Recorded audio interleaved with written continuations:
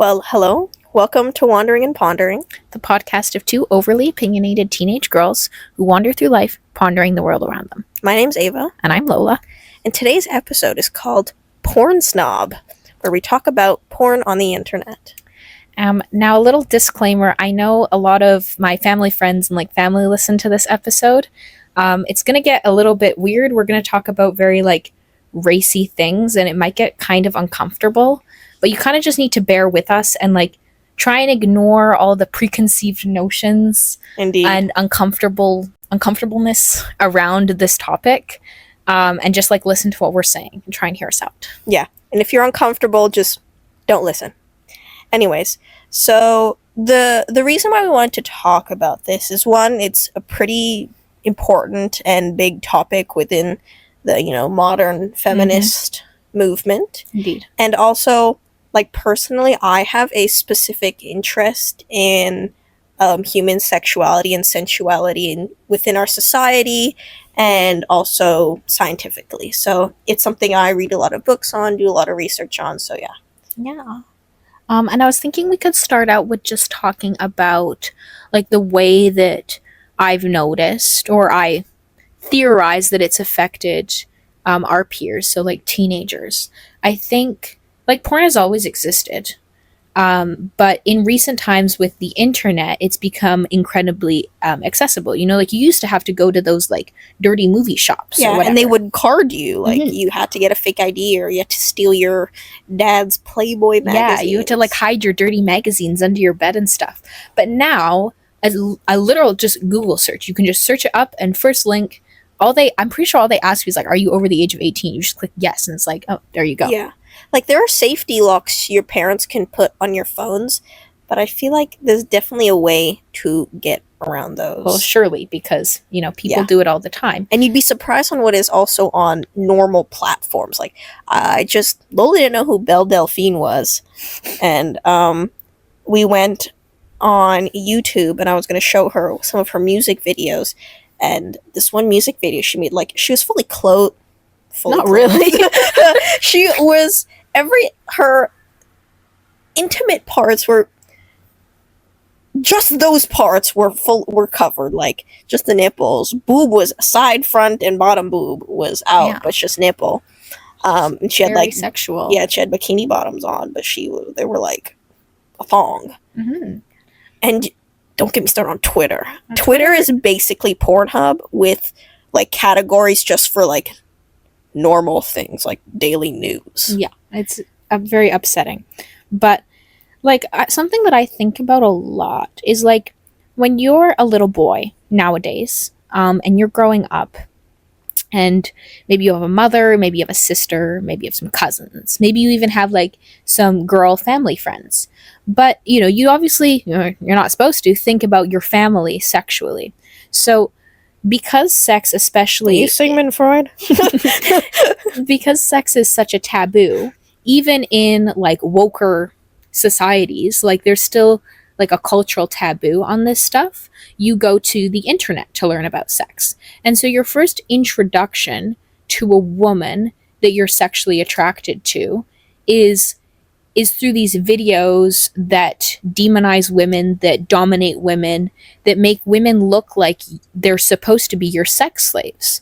And so you can't deny that has very harmful effects on your future sexual relationships with women, and how you view how women are supposed to respond to your sexual urges. Or even just what a sexually attractive or desirable woman should look like. They should be skinny. They should have a shaved bush. Hashtag save the bush. Ava and I were walking down the street, and we saw this waxing salon with the sign outside that said "Bye Bye Bush," and it was very traumatizing. I almost started crying. We're the Save Lore the bush. Wax. Lore Wax. Lore Wax, robotic Shout out surgeon. to RWA. But yeah. Or so basically they're supposed to be hairless, and that they're skinny, and God, the boob shape. The boobs. The boobs aren't supposed to be sagging. They're supposed to be perky, super round, And I'm sure hard as rocks. I'm sure you've heard a lot of rhetoric online, people criticizing this for being very pedophilic, about how like beauty standards, sexual beauty standards are very pedophilic. They want women to look like little girls.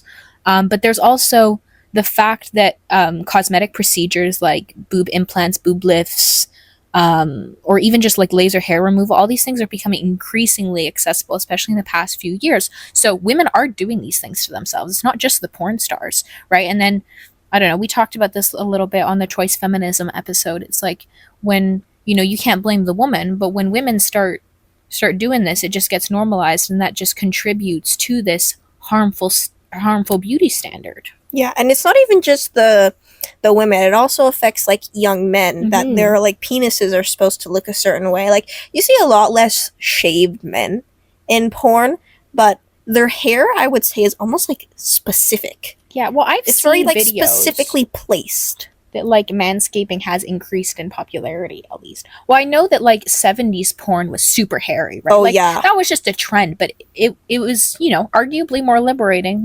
No one had to shave that bush. No one had to shave their legs, shave their backs. Yeah. To be fair, I'm not a fan of excessive back hair. I've been affected by the system. Cancel me. I don't like it. Not a fan. I'll pull on hair, but not back hair. Too much. But yeah, like men, or like, because porn stars, in case you're unaware, like porn stars, male and female, are taking things, they're getting procedures, they're taking Viagra, and like none of these things are excessive amounts of lube. Yeah, none of these things is what sex is supposed to look like. But if you aren't taught what actual sex between two people is, then you learn that porn is what sex is. And well, I would argue that viewing that dominant relationships, like that's an example, is like the woman is often the submissive one in like quote unquote normal porn, contributes to the patriarchal relationship between men and women. So it's like so I mentioned that like it'll affect your sexual relationships, but it'll also affect the way that you view women as a whole. Because if you're like, oh, look at these women submitting to people like me as a man on my porn websites, like, why isn't this woman that I don't have a sexual relationship with, why isn't she submitting to me? Like, women should be submissive. Women should offer me sex, which is obviously patriarchal and obviously very harmful to the women in your life. Yeah, and I find men are too comfortable with envisioning random women as like sexual objects, and it's gotten even worse with AI, because you can deep fake anybody you want onto porn and even just like spread it around. Like, it's not even just within your own like pleasure. You can put it on the internet. I think it's called Rule 45. You can correct me if I'm wrong, where it's like basically where they take I think it started with animated characters, maybe, or like people, like I think the age of YouTube, when you had like animated people's YouTube channels. Like, I know it was a big thing with Jaden Animations. People would take her character or her likeness and they would make porn out of it. And it's like, it's been a huge issue always, and it's even worse now with AI. Like, there's a certain comfortability of just, oh, I'm gonna envision this person like in a sexual way, or it turns into a lack of boundaries. Like, people, if they're not getting off to porn, they'll think about doing something with somebody they find attractive, or they'll watch porn, and while they're watching it, they'll think about doing that to this person they're attracted to, which is, of course, you're going to think about the people you're attracted to, but I just think in those situations that almost feels a little violating, because you'll look at them, like next time you see them, you'll look at them and you'll think of that. Yeah, well, exactly. It's not the fact that you thought it that's harmful. It's how recurring thoughts like that affect your other behavior, your other patriarchal behavior, and how you uphold the patriarchy, which we don't have to explain why that's bad for women and for men, right? One other thing that we were saying is also, like, Ava and I aren't against sexual media as a concept. We'll talk a little bit more about that later. But when you desensitize yourself to porn, it affects your relationship with sex a lot. So, you go on the internet, maybe in your tweens, maybe you're an adult, right? And other than your porno mags, your first introduction to like online pornography was when you were older. but it gets you going, right? And that's okay. But then you keep watching it and you keep watching it, and it's slowly, well, for one, you getting desensitized to like quote unquote normal sex makes you reach for harsher and harsher realities of that. So kink is one of them. We'll start talking about that in a bit. But a main theme within just like mainstream porn nowadays is violence. So the more violent it gets, you need something harsher to elicit a reaction from you and your body to like feel turned on, because normal women, normal sex doesn't do it for you anymore. And that again normalizes violence in the sexual relationships that you have, or normalizes violence towards women. So in your mindset, it normalizes that stuff. Or it also does damage when it comes to like unhealthy sex practices. Like, I think a lot of people learn how to have sex from porn, Yeah. which I think we can all agree is kind of stupid, because one, most of the sex they're having is not real. Yeah. So they're not actually inducing any pleasure. And then it's also being used for like sex ed. You'd be like, so much of porn doesn't use condoms. And that's like, we teach it in schools that you should use condoms, but when you teach, like, no matter what, when you teach sex ed in schools, the kids kind of wish they could just like crawl into a hole and die. I like, still think it's important though. We haven't had a sex ed class since like 8th grade. We didn't have it, or maybe 9th grade. I had it. We don't know. We had it in 7th grade. I know, because there was an incident where this one kid in this class, oh my god, it was so terrible. So it was COVID, so it was on Zoom, and the sex ed teacher brought out a wooden like penis dildo. It wasn't super realistic, so it's more of like a dildo. And she was like talking about sex ed with the wooden dildo, called it Woody. And at the end, this ghoul of a guy, I'm sure Lola can guess who I'm talking about. She was like, oh, does anybody have questions? He asked, it's about Woody. How many other ones do you have, and do you use Woody on yourself? Ooh. And he got sent to the principal's office. He's a sex addict, though. Yeah. I've seen his A sex addict who's never had sex. Yeah. He's like a mental sex addict. He's an incel, actually. Like an actual one, too. Yeah. But yeah, like, well, that's a perfect example of how it affects the relationship with the women around you. I want to tell a story about a friend of mine who, in 8th grade, got glasses or something, started wearing like glasses casually. Her prescription wasn't too strong. And she was told by this male friend of hers, and then all like the friends around her started repeating it, that she looked like Mia Khalifa when she was wearing her glasses, which is a porn star. Mia Khalifa is a porn star who I guess wears glasses. And this girl in 8th grade, how old are you? You're like 13, 14? Yeah. Was being told that she looked like this porn star. So it's like, this boy that you're friends with, you put on glasses, and his immediate thought is, oh, you look like this thing that I jerk off to. It's like, ooh. Yeah, no, it's bad. It's bad. And and like, on the topic of porn stars, it's like I said earlier, Belle Delphine, like, most people who have been on the online scene, especially in like the gamer community, knows about Belle Delphine. I think she started off as a gamer. I think. Yeah. She started off as a gamer, and then she morphed into being a porn star. But instead of just being like your average porn star, she decided to become this kind of almost like anime waifu. But then she would infantilize herself like crazy. She had like this like anime like girl, like little girl voice that she would use in all of her videos. And I think she did some like, I wouldn't exactly call it age play, but it almost felt age play adjacent. And like, school uniform. Yikes. Kink. Like, not kink. Like, it's the Japanese like school uniform thing. Well, pedophilia is a big problem over there. Yeah. And Belle Delphine kind of was like, not, I wouldn't say the first, but she kind of She was a pioneer. Yeah, she was a pioneer of this weird teenage girl style porn.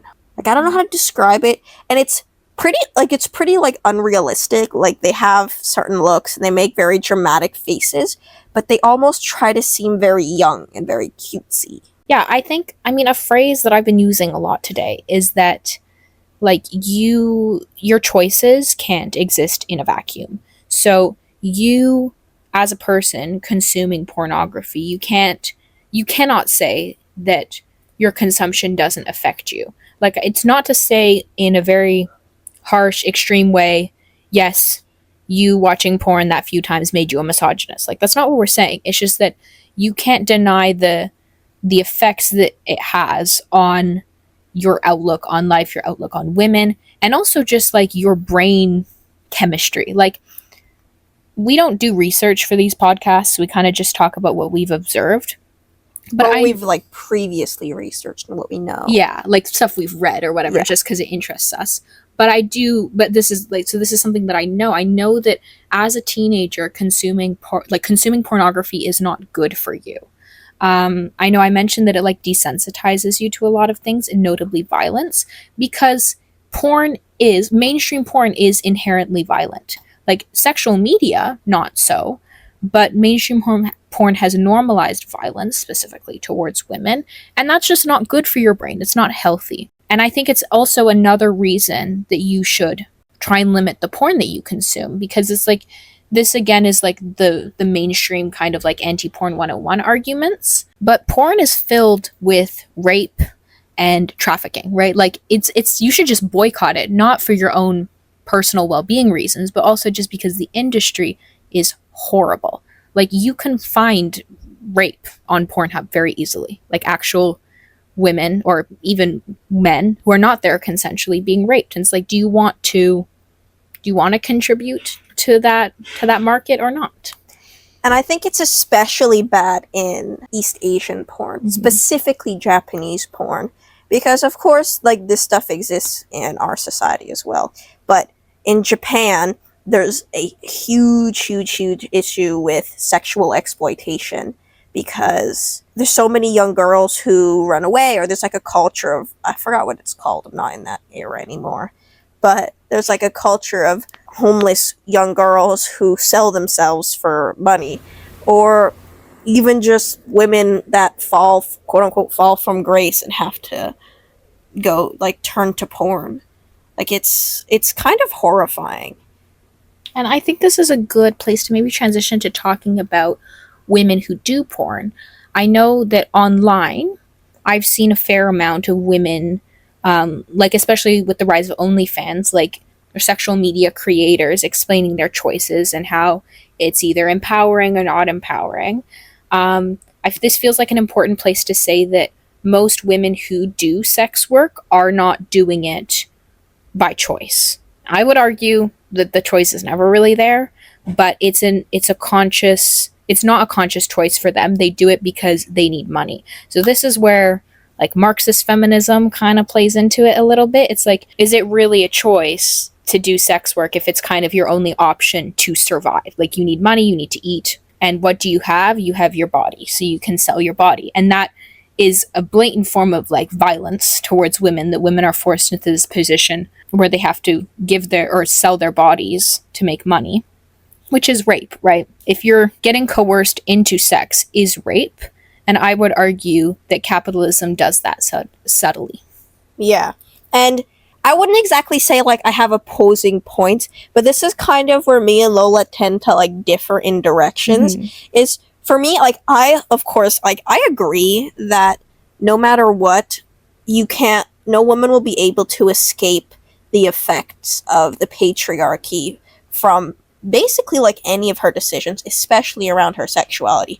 Any woman who tells you otherwise is lying to themselves. Yeah. I call them cope excuses when women are like, oh, but I like this because of this. It's like, yes, it's a possibility that in a perfect world, you would have chosen sex work, or in a perfect world, you would like to be dominated. But everyone thinks they're the exception, and they're not. Your choices don't exist in a vacuum, to say it once more. You can't deny the effects of socialization on your preferences and your outlook. Exactly. But that doesn't mean that basically just because you're affected by the system, you should never do these things, that you should never have sex, that you should never think about what it would be like to become a sex worker, or your view on other women becoming sex workers. Like, I find a lot of people and feminists who are, like, vehemently anti-porn, all they do is just sit there and criticize and get on their high horses about how every woman doing porn is like under a potion, and they're also dumb and they're also stupid. Like, they treat these women like they're second class citizens, and it really frustrates me. But all they do is criticize without saying what an alternate solution would be. They just say, "Oh, no more women in porn. Women shouldn't make porn anymore. Women shouldn't be in sex work." Well, this is, and yeah, it's important too. It's like what we were saying with the choice feminism episode, that it's not the woman's fault. It's never her fault. And this is also what I was saying. It's like, it wasn't even her choice, right? Like, if you're coerced by capitalism into sex work, like, none of that is your fault. But obviously it's still important to critique to make any change. But yeah, I agree. And I think what will probably happen to create our more ideal world is that women will continue to do sex work throughout the ages. It'll fluctuate and it'll diminish. But as we grow as a society, we'll slowly start dismantling certain ideas and dismantling parts of the patriarchy and some of the misogyny involved in sex. And with each new generation of sex workers, they will slowly become more and more self-driven and less influenced. Well, I would say radically after a revolution, when women don't need to give sex to live, then you will get the women who genuinely do want to do this. Like, obviously patriarchy can't be dismantled by a revolution completely, but that would be my solution. Yeah, there's different, like, they're just basically different scenarios of what happens. Like, if there was a revolution, then people wouldn't need it anymore. But if while we're waiting for the revolution to come, or if it unfortunately never comes, if it doesn't come, then that's most likely what's going to happen. And I heavily dislike people judging women for doing sex work, or even like just victimizing and pitying them. Like, they're still people who are just doing things to survive, and it's unfortunate.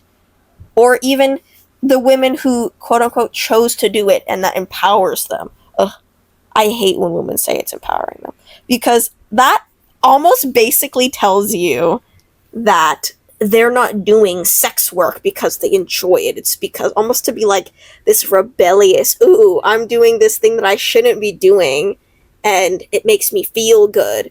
Like, it almost, to me, that's almost like a key sign of a woman who's just doing it to cope with the patriarchy and to defy, quote unquote, defy the patriarchy. Well, women don't, it's hard, right? This, again, choice feminism, a lot of stuff's coming up, but it's hard to hear that your choices in life, or your predicament, whatever your preferences are, because of an oppressive system and not through your own free will. Because it's hard to hear. It's like, oh wait, we haven't actually escaped patriarchy. So women lie to themselves and they say like, oh, I'm doing this because it's empowering, but it's not the case.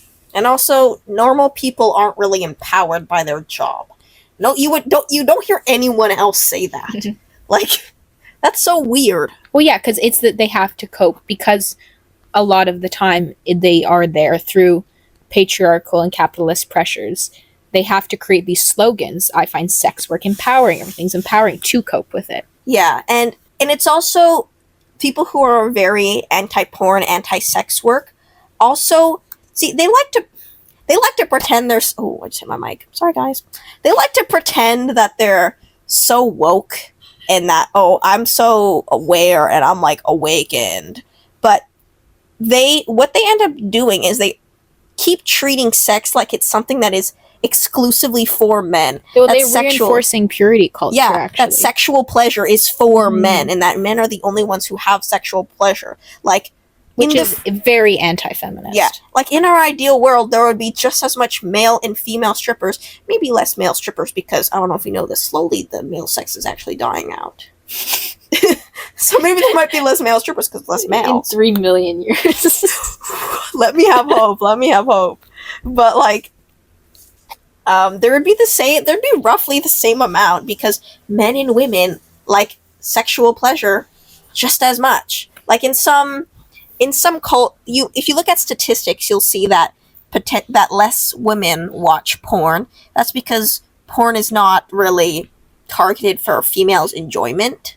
but also because, like, I agree, but also because women are told that porn, and especially masturbation, is A masculine thing. is a masculine thing, but also disgusting for them to do. Yeah. So this is where the purity culture comes in. It's like the lasting effects of religion, or current effects if you live in a different country, right? That the female virginity is something to conserve. And so if you masturbate, then you can break your hymen, you can lose your virginity, and that's the worst thing a woman can do. There's a lot more now that we're more grown up and kids our age are having sex. There's a lot more slut shaming towards the women, obviously, right?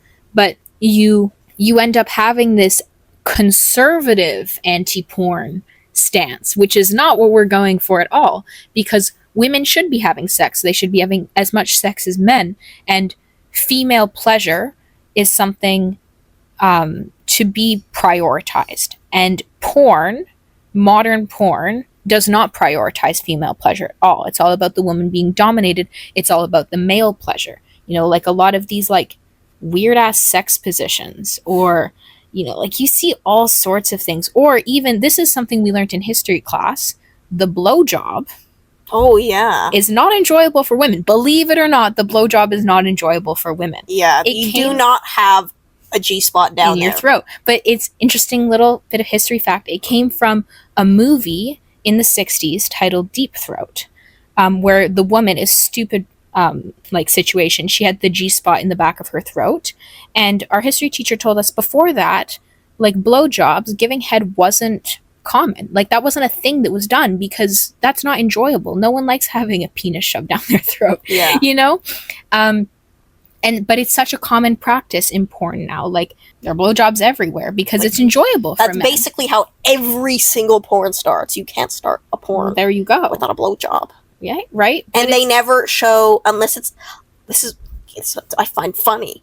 I don't know. Okay, on porn websites they have like tags for things, and they always like when it comes to like female porn, they'll tag like head, or I don't know what the tag is for like female head, because we just call it head. Oh yeah, like that, or like hairy vagina. But they don't have that for men on the tags. It's not like male head. I mean, like maybe sometimes it's like extreme deep throat suffocation, but it's never like male pubes, which is uncircumcised penis. Well, it's like fetishizing the female body, right? Another thing that's like a very popular porn category is lesbian porn, because I guess it's very attractive, or you're told it's very attractive to see.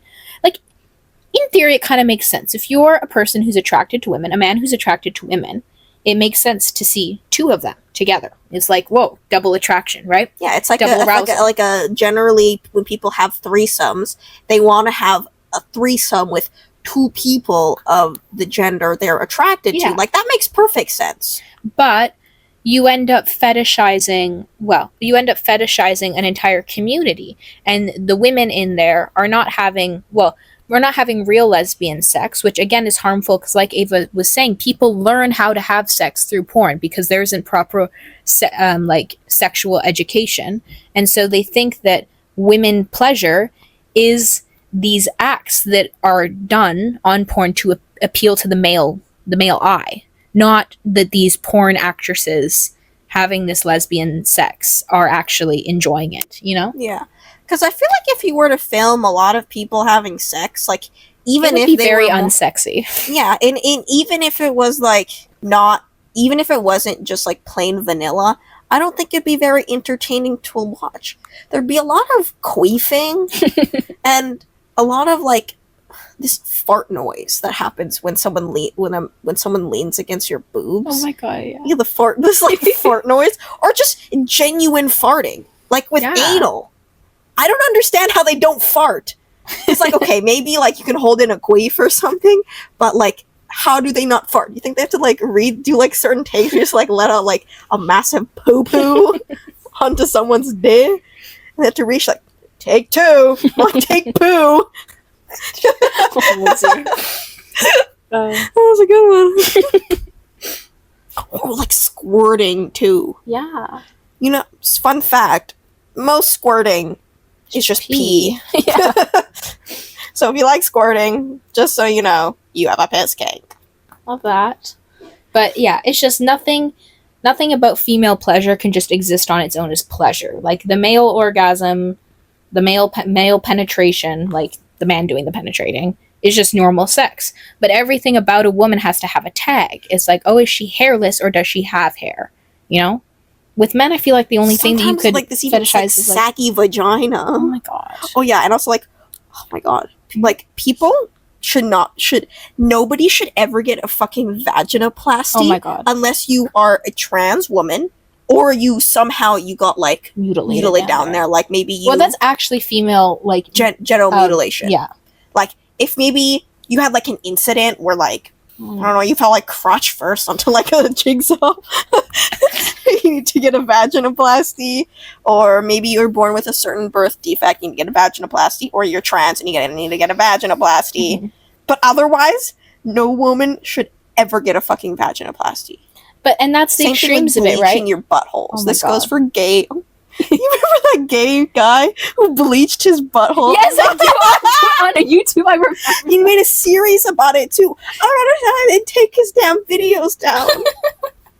God. But it's just like it's horrifying that young girls are looking at their organs and saying like my vagina is ugly because it doesn't look like the vagina in the porn videos. Or boys, it's like it's the beauty standards again. It's like boys are looking at real vaginas and they're like, oh no, but it doesn't look like the porn vaginas. And so not, you know, I would say most women aren't undergoing surgery, well, at least not vaginoplasties. Like they're having a lot of surgeries actually. A lot of porn stars get that. I mean, well, yeah, but the porn sex workers, which sets the precedence of that's what the female vagina looks like, but it's not. That's not what a vagina. Well, it can be, but you know, yeah, like and comes in many forms. With a bush, you can't even see what the vagina looks like.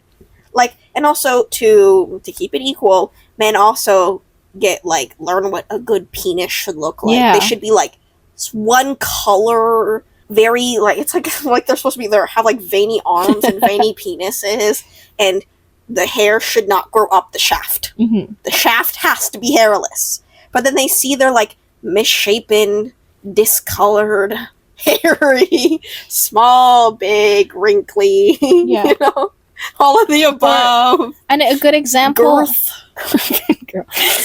Another example of how these like standards aren't necessarily even real. Like a 12-inch penis is not enjoyable to have inside of you. No one like I don't know how big you think like the female cervix is, but your penis does not need to be that big. But little boys think that their penis needs to be like huge. Even 8 inches. Like 8 inches. Well, yeah, 12 is like 12 extreme, is like, but you I think it's gotten a little absurd. Yeah. But like, you know, you don't need a big penis to or just the idea that sexual, like we're talking a lot about like female and male sex, like straight sex, but like that sex has to be about penetration, and you can't cause a woman, you can't bring pleasure to a woman if you don't have a big penis. But that's not all that sex is. But these heteronormative videos will allow you to think that, and they'll allow you to think that sex has to look a certain way, and it's not.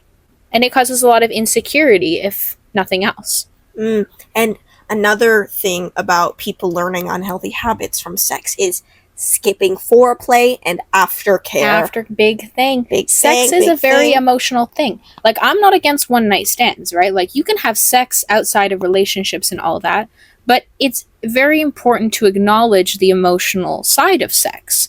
So, like Ava said, porn does not typically have aftercare. It doesn't have checking in on the person. It can also be very scary, especially as a teenager, right? Like, I would say, I don't know if most adults learn how to have healthy sex or whatever, but with teenagers, like, you're inexperienced and you're scared and whatnot. And if you haven't been taught to like check in on the other person or have them check in on you to make sure you're just like feeling okay, it's like that's how you make the experience quite terrible, and how you develop unhealthy sex habits as an adult. Like, the foreplay is almost entirely male, unless specified otherwise. The tag. Yeah. And the foreplay is almost not, I don't know how I would describe it, but it's almost not to prepare your partner. Like, that's what foreplay is for, is to prepare your partner. Well, that's because that's not sexy to look at. Well, most of the time, right? So you're not taught that all of these small things that you can do fingering your partner, at least like for the female partner, if you're going to engage in penetration, or like even if you just want to, but like generally if you're gonna have sex, most time you finger your partner to loosen them up, because like unlike what the BLs show you, you can't just shove it in there. I mean, the BLs aren't really showing you heterosexual sex. Exactly. So I'll take that back. Well, actually, I'm pretty sure that, like, your butthole is, like, tighter. So you would need even, I wouldn't know, but I think for, like, anal sex, you need even more preparation, no? Did you know that you could technically fit a whole raccoon in your ass? Well, I knew that you could, I know it stretches, like... Yeah, it stretches enough to fit a whole raccoon. That's crazy. Yeah. Like a raccoon, specifically. Yes! You have experience, or...? I saw it on YouTube. Oh. Wait, no, not like that. But yeah, like the way they use, I don't know how to describe what it's like, but the way they finger the partner in porn, somehow it's still male-centered. Well, yeah, because it's all this, like, moaning going on, right? Like, okay, whatever, you can moan if you're enjoying the sex, but it's all about the sounds that you're making and how you're perceived. So it's like, the porn audience is stereotypically male, so it's all about, like, what does a man want to see? The men are moaning for some reason, you know? It's all about... is also always super cringe. Unfortunately, porn has not taught men to not moan much, going, oh yeah, oh yeah, oh yeah, fuck, yeah. Like, jeez. But if you're gonna learn something from porn, learn to make every other noise but that. Yeah. It's very unsexy. I hate it. But I also want to say, just like the idea, like I said, that like porn, it has a stereotypically male audience because sex and sexual activities and pleasure is discouraged in girls and women. But women do watch porn. They just don't talk about it as much. And I think that also has very negative effects on what you expect as a woman. So if your introduction to sex is watching porn, you see the person that you resonate with being dominated and honestly, and sometimes like violated, right?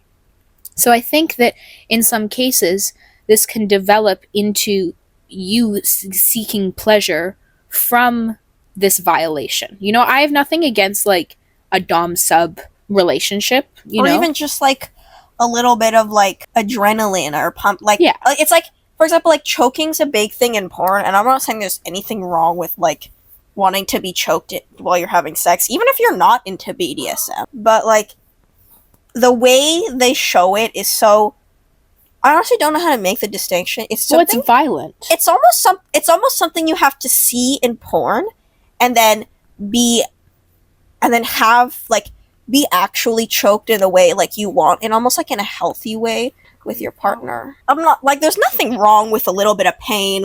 You know, I know what a lot of guys like is when you scratch their back when you have sex. They're like scratch marks. A lot of people love a good bite, a little nibble. Because pain releases adrenaline, right? And that's an exciting feeling. And especially, like, if you're having a lot of sex in your life, you know, you start when you're a teenager, you're a young adult, you continue until you're old. You know, the basic, missionary, that can get very boring, right? So, like, it's okay to, like, add spice to your, like, sexual life. However, I think women need to evaluate their preferences and then, like, why. It's like, do I enjoy being choked because I see it in porn and I'm like, oh, it's sexy when I'm, you know, in complete submission to this person where they have control over my life or death, right? Like, they could kill me right now. And so, I don't know. I'm trying to say this and not sound like a prude. Like, I'm not against, I don't have a problem with, like, dom and sub dynamics, like I said. Or like even just like rough sex. Yeah, like, you know, all that stuff is fine. I'm not trying to be like very Puritan right now.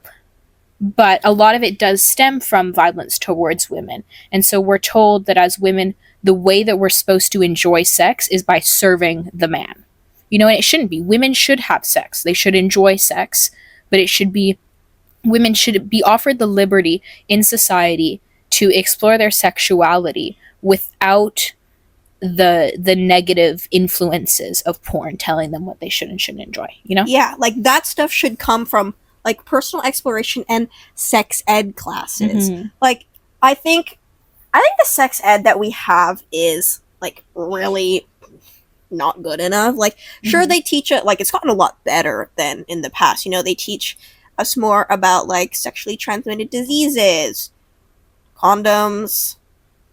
That's literally it. That's kind of actually it, yeah. Like, I don't know. I haven't thought about what an ideal sex ed would be, but the thing is, or even Oh my just God. have like sex ed videos that you could like. There are those, but people just Yeah. don't. but watch have them. it to be part of their education. I think that would have like a big backlash. It's like It's that they're teaching our kids to have sex. Did you? I'm gonna tell you something that's gonna blow your mind. Mhm. Did you know that drag queens are coming into your child's preschool and teaching them that they're gay, Yeah. transgender, and how to have homosexual all sex? of them? They're doing all of that. Yes, and That's they're why we should ban them. and that in your biology class they just teach you how to have sex It's true. all throughout every grade. They just But, like- teach you sex. And that would be the backlash, right? But it's like if kids are turning towards porn to learn how to pleasure themselves and pleasure their partner, and they're learning all these harmful things that we talked about, then maybe we should have some sort, maybe like an online class. I don't know. No one wants to learn this stuff surrounded by 20 kids. It's Especially like how when to you're get head. when you're learning about learning Yeah. about sex. Honestly, if I had to go through that, it would be really rough. I would have fucking killed myself. I could not. I probably would have just died on spot. And I'm like one of the most sex positive people out there. I can't do it. Well, it's just very uncomfortable, and that's okay. But it's like the basic argument, like that your kids are having sex anyway. You might as well try and teach them how to do it safely, right? That's what sex Especially ed aims for. Gay sex, homosexual Yeah. sex is not talked about enough. No, it's really not. Especially lesbian sex. Mm-hmm. I feel like gay sex is a lot more like forward. You know, there's still a hole, there's still a penis, so you Yeah. just kind of like go about business as usual. And I guess when it helps that when you have the same genitalia, you kind of know what feels good Mhm. with that genitalia. And gay sex is being taught more, but lesbian sex is horribly undertaught. Or like the only way people think about having lesbian sex is to finger each other or Or use a scissoring, dildo. which is I don't even think people know what scissoring is. No, that people make a lot of jokes about it. Yeah, but they don't. But like, if I'm being honest, I don't even know how to actually scissor. Well, it's because the thing is, all what I've heard is that it's a porn. This is what I was saying with the It lesbian sounds porn very thing. impractical. It's a porn thing. It's not actually like, I'm sure people do it, but like I was under the impression that that's what people thought of when they thought of two women having sex, and pretty sure that's not really how two women have sex. Yeah, but- and I'm like, from what I'm imagining, I just can't imagine it's very practical. Like, it No. seems very awkward and like, I don't want to say cumbersome, but almost cumbersome. yeah. Like, But yeah, I agree, because it's like, especially if you're queer and you're having to navigate all the other undereducated aspects about being queer, like you almost like are more likely to turn to porn, because at least with like heterosexual sex, there's, it's kind of shown in TV shows somewhat, or it's clear, it's like, how do you make babies, this is how you do it. But with queer sex, it's more complicated, less mainstream, so you need proper healthy education on this. Yeah. And I also think that like with lesbian sex, it's like how I was saying that like sex isn't just penis into vagina penetration. Like, it can be lots of things, and that's not what we're taught. So with lesbian sex, like all the different ways that two women can have sex with each other, like I guess a man and a woman could have sex with each other that way, kind of, like, or the man could do certain things to the woman, or with gay men, like the man could do things to the other man that the woman wouldn't do in a straight relationship, right? And teaching just like everyone that you can have sex in different ways, and it can be fun and it can be exciting, and it doesn't have to be this weird performance that you see online. can solve a lot of qualms with within teenagehood. Anyways, back to what we were talking about like domination and submission. It kind of brings us to the whole like kink aspect of porn. You know, it's been a huge question within like sexual anthropology. I don't really know if that's a thing, but you guys know what I'm saying. But like sexual anthropology about where do our fantasies come from? Like where do they start?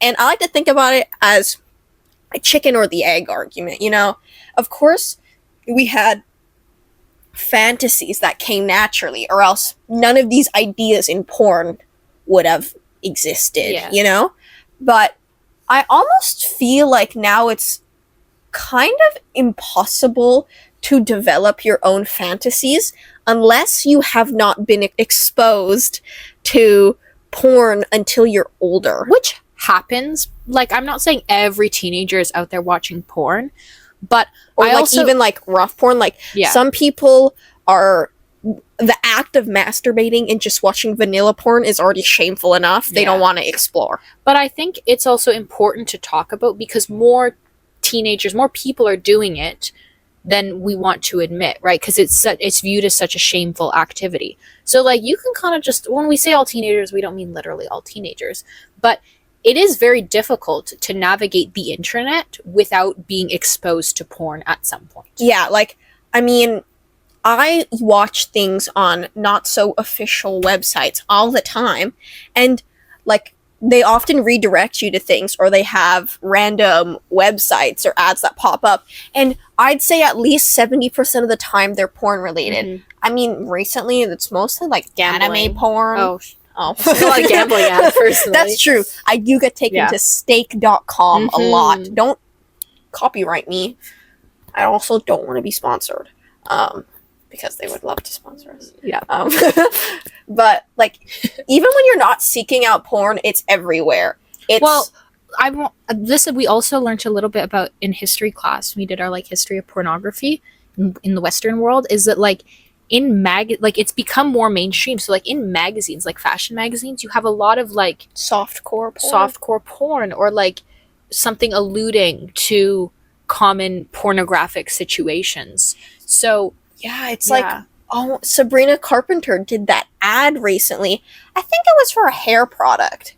And she was like, oh, everybody needs a good bang. Let me help you get a good bang. Yeah. Like, I mean, once you're beyond the age of like 8, you're going to get that joke.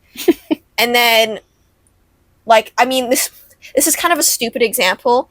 Like, you can even watch like concert videos of certain artists, like the have you ever tried this one clips of Sabrina Carpenter stuff, literally anything by Cardi B or Megan Thee Stallion, or even just like some music videos. Like you're sex exposed is everywhere. Exactly. Like maybe they're not showing like complete nakedness. Hell, you could even watch it in movies. 50 Shades of Grey is on Netflix. And even if you're not watching 50 Shades of Grey as a 10-year-old, it's, you know, maybe you don't see any private parts, but like sex happens in media all the time. And even if you manage to, you know, like you have super Puritanian parents, and actually that doesn't even help. That just makes you more curious, right? Like even if you don't use illegal websites, you never see porn ads or whatever. But like you see these things that we're talking about that are just, or you hear people talking about it. Like you can't escape it from the people you're around. And you get curious naturally, right? And so maybe you don't even know the word, but there's some way to find it somewhere. And you can very easily, as a very young kid, find this very readily on the internet. Yeah. And I think kinks are not a product of porn. Like, I don't think porn created kinks. I think they would exist regardless. But I don't think people say, oh yeah, I would have liked this regardless. But, and you do now. Your choices don't exist in a vacuum. That's what I'm saying. But like, I think a lot of people's like kinks that they would develop on their own, it's almost like they're not given a chance to develop them on their own. Like, I used this metaphor earlier when I was talking to Lola. It's almost like, think about like each person's sexuality and sensuality is like a fertilized patch of dirt. Things given time and grow naturally, a bunch of different things will grow there, not just one specific thing. But porn is almost like planting a kink seed into that fertile patch, because That's maybe not natural to the environment. exactly. And so maybe other things will come out, but the nutrients are going to this seed, and so the other things aren't really appearing, and the thing that's growing the biggest is the thing that is like made to grow within you. So, Which is often very violent. kink is a hard like ground to talk on, Yeah. because it's so incredibly nuanced and so difficult, because we can't, regardless of what we think, we can't say whether CNC, if you know, you know. If you don't know, it stands for consensual non-consensual, which is basically agreeing to be raped. Yeah. But we don't know if theoretically that would have popped up without porn at all, or without like rape culture and porn. Like, we don't know if that would have been natural, but like, we can agree that within our society it's unhealthy. And it's hard. It's also hard because blaming the rapee is like, oh, that's not so bad, but finding someone who is agreeing to pretend to rape you almost seems significantly worse. Yeah, it speaks to the larger effects of porn. It's like, I don't blame you, a woman. Well, it doesn't even have to be a woman, actually. It can be anyone. But I don't blame you specifically for having this kink. But you have to acknowledge that it's definitely a product of some violence, of normalized in sex, right? Yeah, or some trauma, or some self-esteem issues. And it's like the same thing with like high school student and teacher role play. It's understandable why like someone would want to role play the student, their like hot teacher, who has like all this power and whatnot. Like, it's hot. But then the person who's pretending to be the teacher having sex with a child, it's like, whoa, why are you into that? Yeah, that's a little weird. Like, if you was like college professor, then I guess that's better. Too many people have secret relationships with their TAs. Yeah. That's like a separate talk. That's a separate talking point. Stop dating your TAs. They're not going to give you a better grade. Anyway. So you're really awkward in the future. I try and not sound like a conservative Christian when I speak on these things, but I just think there's a lot of coping when women specifically, but it's not exclusive to women, talk about their sexual preferences. I mean, I kind of touched on this before, but it's like, you can have kink and you can explore that kink healthily, quote unquote, probably. But I think there needs to be at least some conversation of where a lot of that comes from. Because it's like Ava said, would you want to be choked if you didn't see women being choked in porn and like, conditioned into believing that was sexy? And so I just I kind of said before, I think women should be allowed the liberty to explore their sexuality, or like people should be allowed the liberty to explore, interesting kind of unconventional things in sex without that predisposition to that violence that kind of forces them to be into it anyway. Yeah. And they should constantly question why they're doing something. Like, I specifically like read up upon and study a lot about like the psychology of like kink and fetish, and I think most people would see me as being way more open to kink and fetish than like the average public is. And I also, well, it's kind of the point of kink too, a little bit, is that it's its own subculture, right? Exactly. Like, people often think too, when you talk about kink and fetish, is that, oh, they're trying to like put it out in the public and they're all doing that. Like, I don't think people understand that's like anti what kink people want. Like, most of, like, of course, some like the kinks when it comes to having sex in public, it wouldn't really matter if it didn't faze anyone. Like, the whole point is, I think the excitement goes away if nobody would care if you were having sex Well, in yeah, public. it's about making sex exciting. Yeah. Because any activity gets boring it's when you supposed do to it be a a little bunch the same taboo, way. or like it's supposed to be different. But especially within the BDSM community, like when it comes to kinks that have more physical consequences, like for example, your kink is wearing a dog mask. And that's what I mean. To be fair, I feel a little some type of way about animal kinks.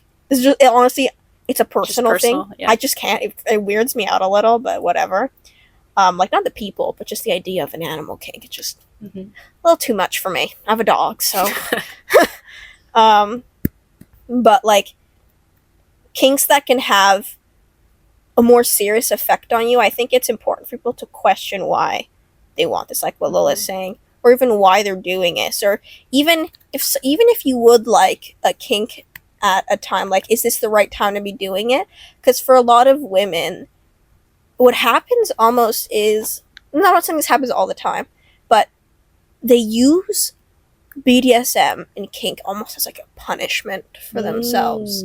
They feel unworthy in some type of way. Like, of course, well, it's like how you were saying, like BDSM is like punishment based, like, oh, who's been a bad boy or whatever. Yeah. But it's not the same. But it's like where you're saying that some of the CNC stuff is like women, like they're using it as a punishment for themselves, right? It's like they feel like they deserve this or whatever because of the patriarchy. Exactly.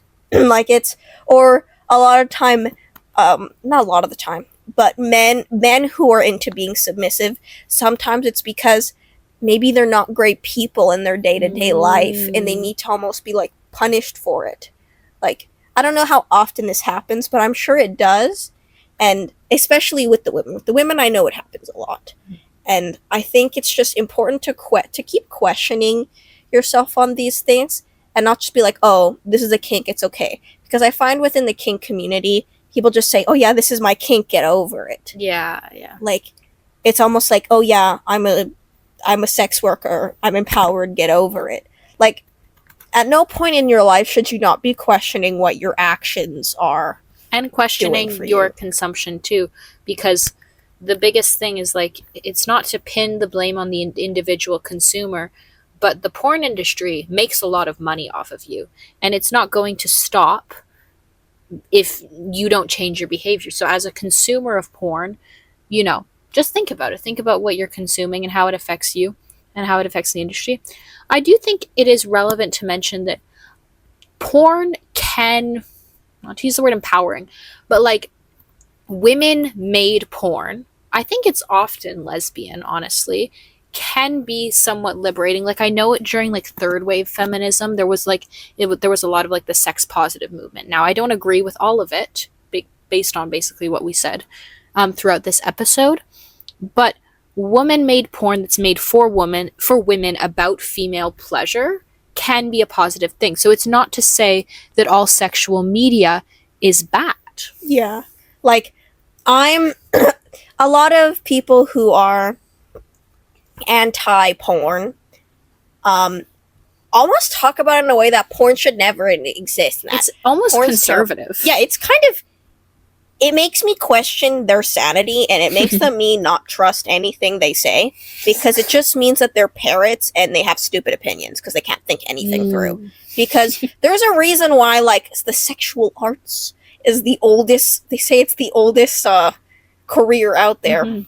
Like, there's a reason for that. As a society, we're pretty fickle. We tend to drop things. Part of our 3 fundamental things: eat, sleep, sex. Exactly. Like, shit's not going away, and for the better. Like, people talk about porn being anti-feminist or porn being feminist. Like, it's neither. It's just, you wouldn't say a woman eating her food is feminist, or a woman taking a shower or choosing not to take a shower is feminist. It just is. Porn and sex just is. It's not feminist, nor is it anti-feminist. Like, in philosophy, like, obviously in practice it's pretty anti-feminist, but the concept of sexual media is just human nature almost. Yeah, people are gonna keep making porn, and people are gonna keep watching it, and for the time being, maybe people should get more onto animated porn. I mean, most people aren't really into drawings, but it's gotta have an open mind. Yeah.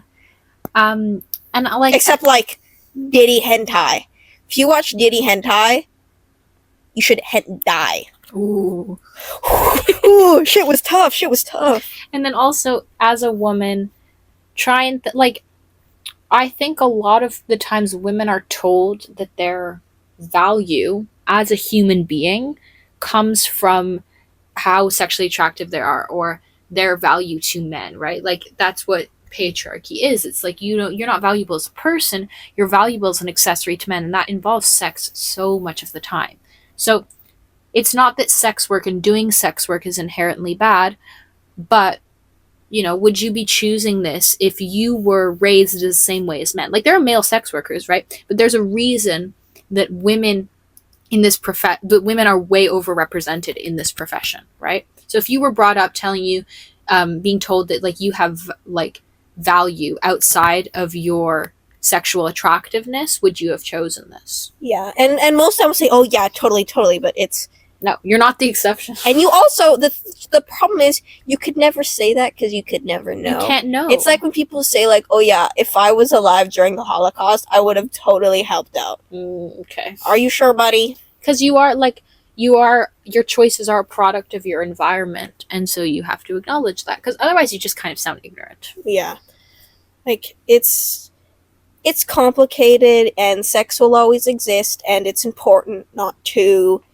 demonize or villainize the people who are in these industries because that's not going to do anything. It's like I was saying earlier about it being rebellious. The more you tell women not to do something, they're going to do it because they're been told not to do so many things that when you tell them not to do something, even if especially if maybe at the beginning they have some enjoyment and quote-unquote empowerment from it, regardless if it's real or not, the more when you tell them to not do that, like that makes them want to keep doing it and they dig their heels in. Not saying like, oh yeah, just don't do it, like just keep it to yourself. Just you should try not to think that.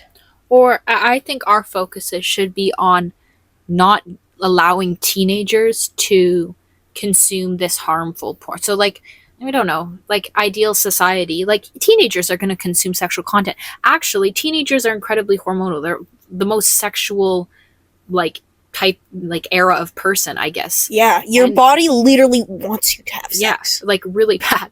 And so it's okay to have sex and it's okay to engage in sexual media. And I think we shouldn't be outlawing teenagers from any of this stuff. But their introduction to sex, especially teenage girls too, but like especially teenage boys, should not be through porn because, I don't know, reasons listed above. Yeah.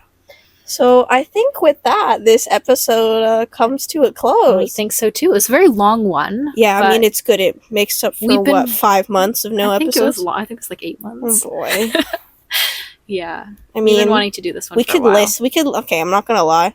I don't feel that bad because we could list the name of the people who watch this podcast on like 2 hands. No, it's we're gonna make it big with this one probably. They're gonna take this. Yeah, they are gonna take this one down. Aren't they? Okay. Thanks for tuning in. Thanks for tuning in. Hashtag save the bush.